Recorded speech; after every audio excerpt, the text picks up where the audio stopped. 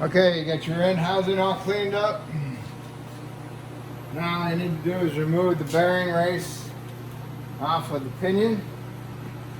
But one thing I forgot to tell you, if your axles where the bearing rides look like this surface, all ground up, or even have pits in it like that,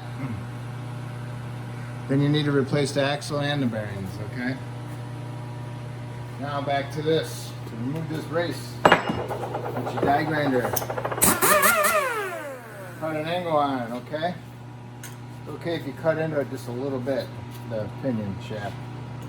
But you can tell it when you're there.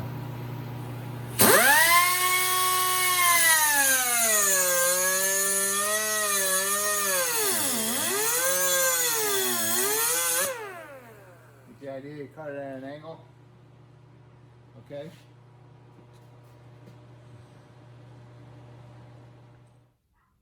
You cut it at an angle so you can get more of the surface of it, of that bearing. And you want to cut into it so you're cutting into the lowest part of the groove of the ring gear, you know? And then once you got a pretty good cut, get yourself a decent chisel, put it inside here and smack it really hard with a hammer. And what you're trying to do is crack it, okay?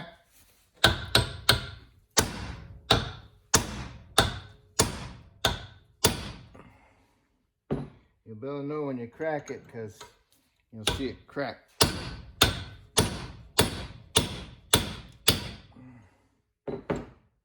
And if it don't crack, then you got to cut it more.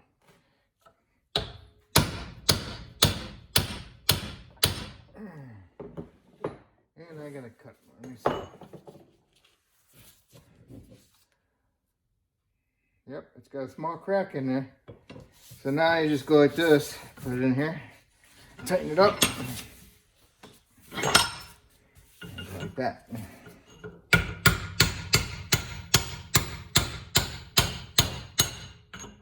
And you can use a press, and by the time you get it all set up in the press, you can have it off already. Okay. All right. You cracked it, got it off. I didn't cut into it whatsoever. I only cut like a half of it, but it cracked it just enough to relieve the pressure. Okay, and behind this race is a shim. This shim goes with your rear end, okay? The dimensions of it won't change too much between bearings because bearings are machined and they are machined to a certain spec and they're all the same. Very close tolerances. So, but this shim goes with your rear end, so this shim will stay on this pinion and go underneath the new bearing. So that's how you get the bearing off of the race off of the pinion. And you do the same thing to the side gears also when we get to that part. Okay, here's my install kit from Amazon.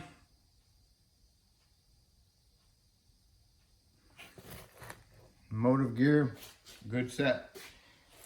All right, find your pinion bearing, which is the biggest one. Match up to the number to the back side of the race you took off. Should have a number on it. And it should be the same number. Okay. Got my pinion bearing. Got my pinion shim. Put the shim on. Put the bearing on. Cone up. Like that. Okay. Shim's in there. Double check that. And then I'll take my old race. Use that. Just make sure something. Make sure it doesn't get stuck on there all the way. I use this to push on my new bearing. And I got me a pipe. And welded a cap on it, a hammer with. And I'll just hammer that on there.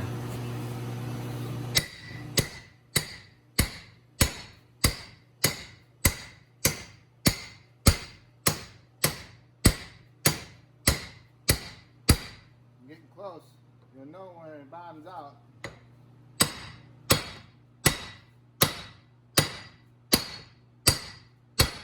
Changes the tone. Okay, now that little race is stuck on there a little bit. So like that.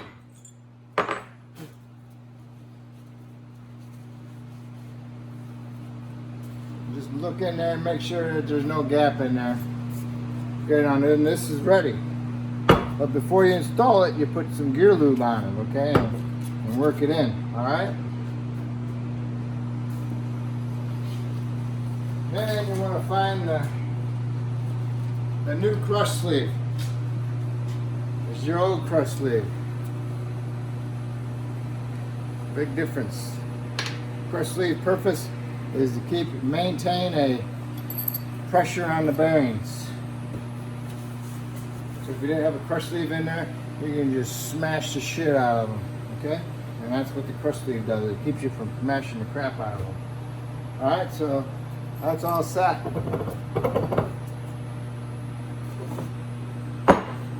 Next, what we'll need to do is put our pinion races into the housing. So find the smallest bearing of the set. That's your outer pinion bearing. Match it up to your outer pinion bearing. The number should be the same on the back. Okay? Same thing on the back side of the race. Alright? So to install the outer pinion race, I'm going to use the old one to hit against to push it in. Okay? And on the big one, I'll just use my hammer. Get in there, get it started. And then I'll use a big metal rod. Work my way around and finish putting it in.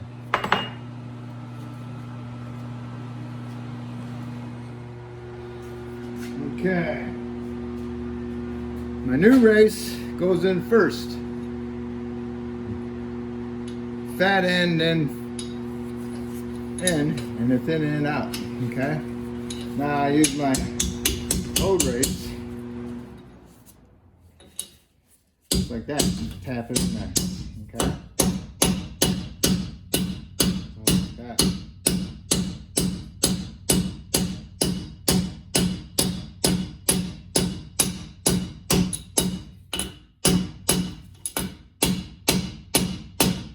I'll try not to hit the housing. I'll try just only hit the race. You hear the difference in that sound?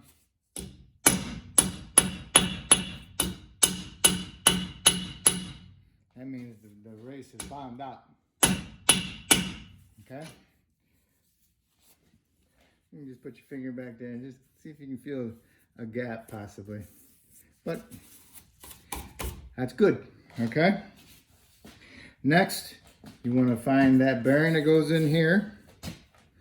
Fill it full of gear lube. Get that little splash shield washer. And then your new seal. And load up your seal with some grease on the inside of it by the spring and on the lip. And then tap it in, okay?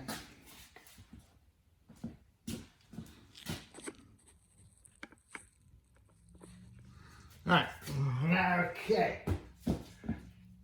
Bearing, gear lube in it, splash shields, washer, seal. Put them in there. Okay, like that. Favorite hammer. Tap that baby in there. If you got a tool to install a seal, it's be good. But I never had one. So.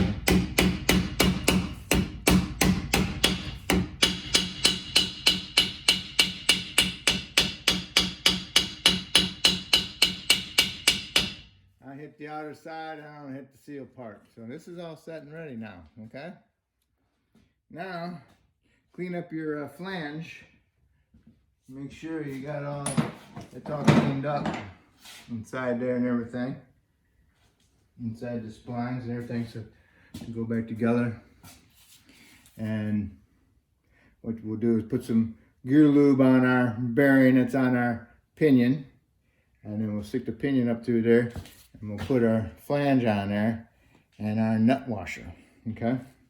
I'm gonna use the new nut. Sometimes the new nuts are extremely tough to go on, but I'm gonna use it, okay? If you reuse the old nut, there's a possibility it might loosen up. Okay, so hold on.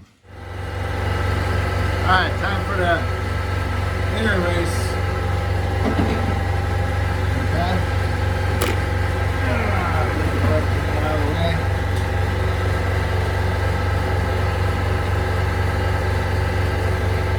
What I got is a bar with a nice end on it, nice and flat. So you get the power on it, but I gotta get it started first. Stick it in there. And I use that.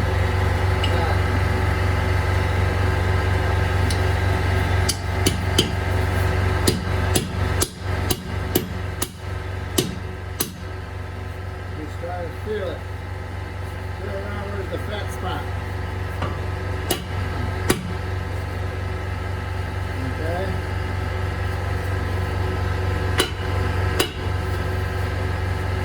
Make sure it's even. And then I'll go around and tap it.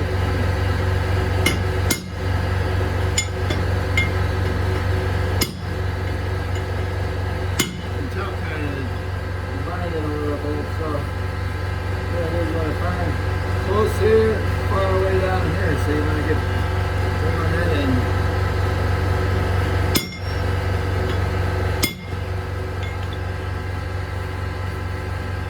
closer still. Not sticking out the bottom. Sounding better. If you got a big and smaller, that's great. Just doing that to make sure it's going in there evenly up.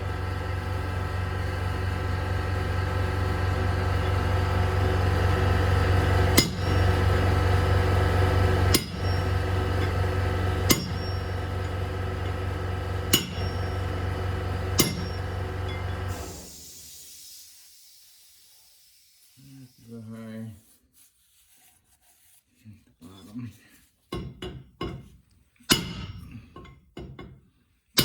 Oh, there we go, it's moving. And that one.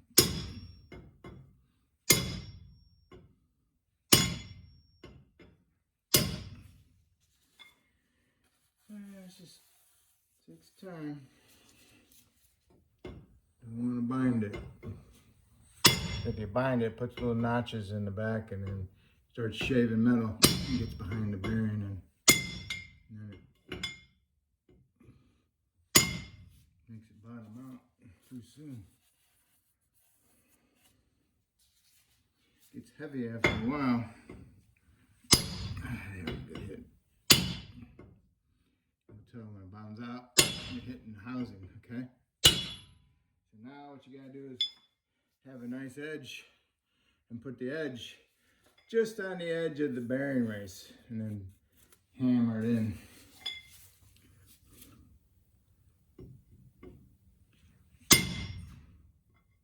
If you're on the housing, it'll make a solid hit.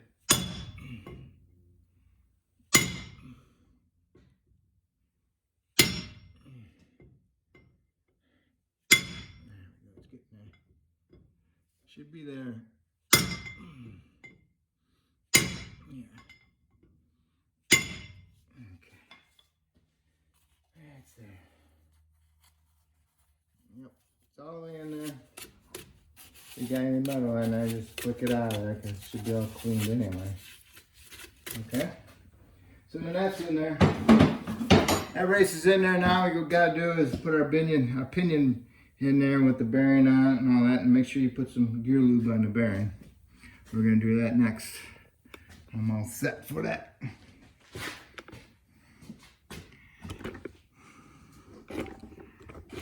Okay.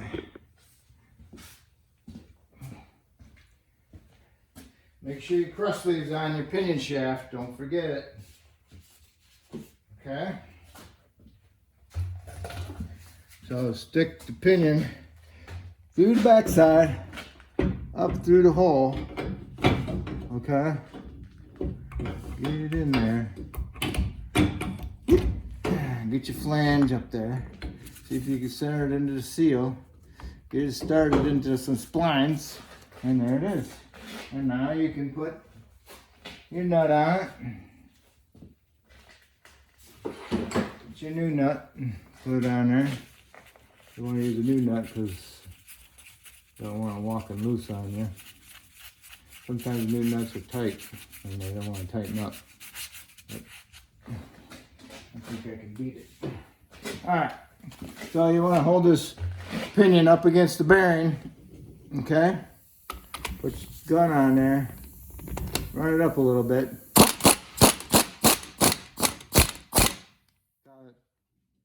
Kind of like it's holding its own, okay? You can stuff a rag, hold on to it, pull it back and forth. That's the slop you want to eliminate. Gotta get out of the socket. There we go. Pull it back and forth. Still got slop. Still got slop. You always want to watch your hole in your socket to see how much you're actually really tightening. You don't want to do too much. Still got some play. Getting smaller.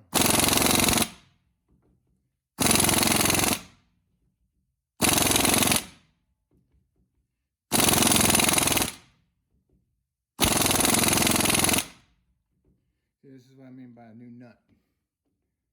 New nuts are harder.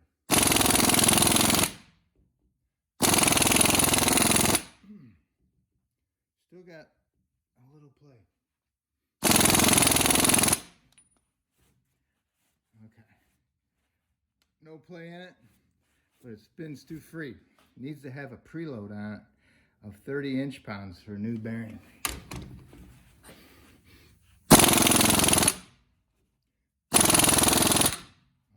Getting some tension. Okay. Let's see what that tension is. I don't think it's enough. So now you just give them quick little bursts, okay? I'm going to set up my inch-pound torque wrench. So be back. All right, let's see. See if you can see my tool. My inch-pound torque wrench.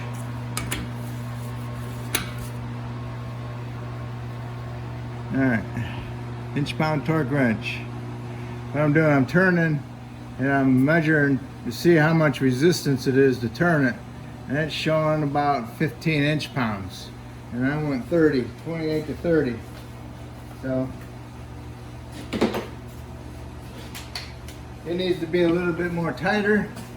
What you do is you go like this, you turn it with your hand, see how it feels to you, and then just put your impact on there. And make sure you put the hole of the socket facing you so you can watch it and see how much you're actually turning it.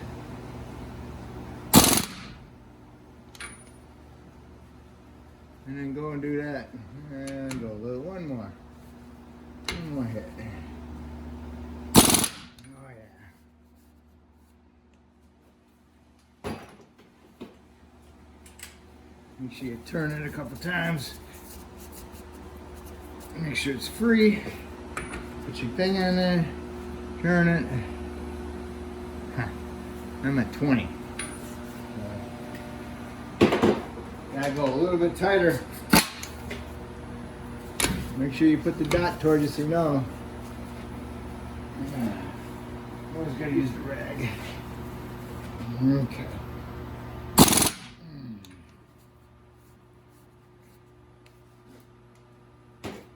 Just a little bit. Sometimes can be too much.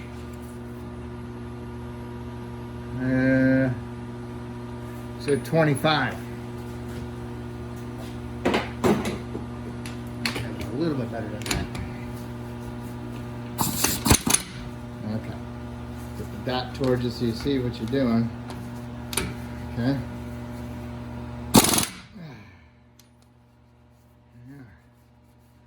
Turn it. Make sure it's free. Put it on there. Measure it. I'm at 28. 28. I'll take it because if I hit it again, I might be up to 32. That'll be too much. Okay. So, pinion is set. All right.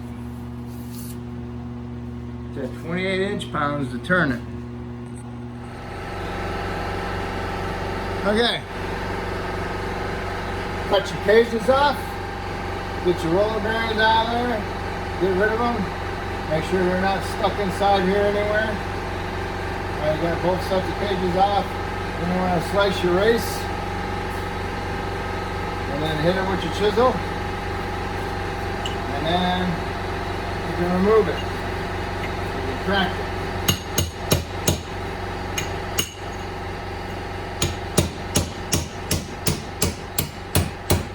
Comes off of there.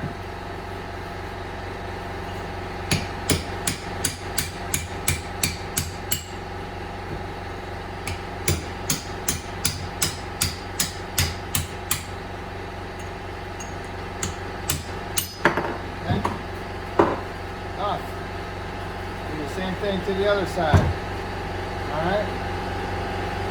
This side's a little bit tougher, so I have to do it this way. Alright?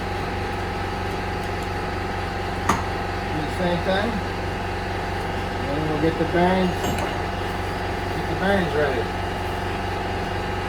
I recommend replacing them because the only way to find out if that bearing's any really good is like cutting the cage off and removing the rollers and then inspecting the race. And they might feel good, but they might have a little chunk and little pit in there, and it might go out in a couple thousand miles, and you'll be doing this all over again. So,